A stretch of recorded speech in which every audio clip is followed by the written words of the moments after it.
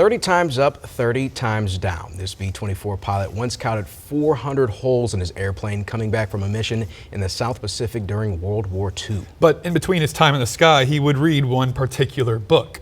Rick Rowe brings you our hometown patriot, Captain Ken Cochran. Just a year or two ago, or a short time ago, I don't know exactly when it was, but I had a flashback of flying through cumulus clouds over one of the islands in the Pacific. Want to know why I still love my job? Moments like this. A cabin on Caddo Lake, a conversation with an extraordinary man who was there. Inbound 4 o'clock low.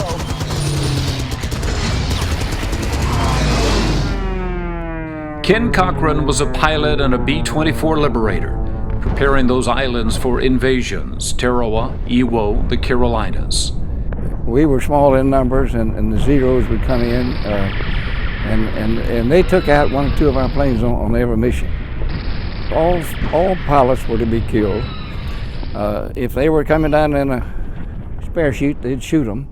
And if you were captured, well, you were most likely interrogated, and your head was cut off, or you were killed in whatever fashion. After one occasion, they counted 400 holes in my airplane.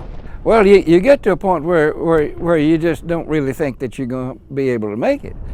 30 times Ken went up, 30 times he came back. In between, he would read. And I happened to have with me an old Thompson's Chain Reference Bible. And I spent a couple of years becoming a Bible student. This is what you... And it's been rebound. This is what I lived with in the war. I read this thing. Incredibly, more than 70 years later, he still has it.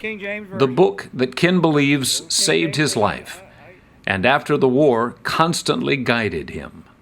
The Lord has put me at the right place in the right time. Captain Cochran soon became Principal Cochran. He was an educator in Caddo Parish for nearly 30 years. After losing his beloved Kate in the 1980s, Ken built this cabin on Caddo Lake. And here he has lived what he calls a blessed life. 95 years of it. A life forged in the fires of war, but molded by a book about peace.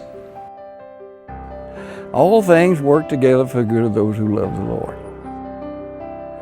I don't like the fact that I can't tie my shoes right now, and I can't do this, and I can't do that, and I can't do the other, but Lord knows I can still drive a car at 95, see?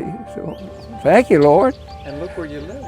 Yeah. I mean, the Lord is, I'm surrounded by God in an environment like this.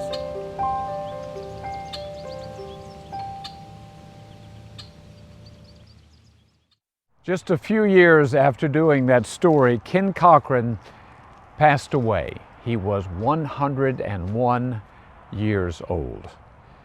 Shortly before that, I had a chance to visit with him in the hospital.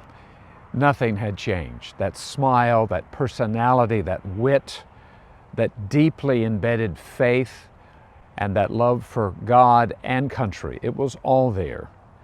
Oh, and by the way, that Bible, the one that he carried with him on all of those missions in the South Pacific, it was there too. Probably still is. Looking for more hometown patriots like Ken Cochran, I'm Rick Rowe.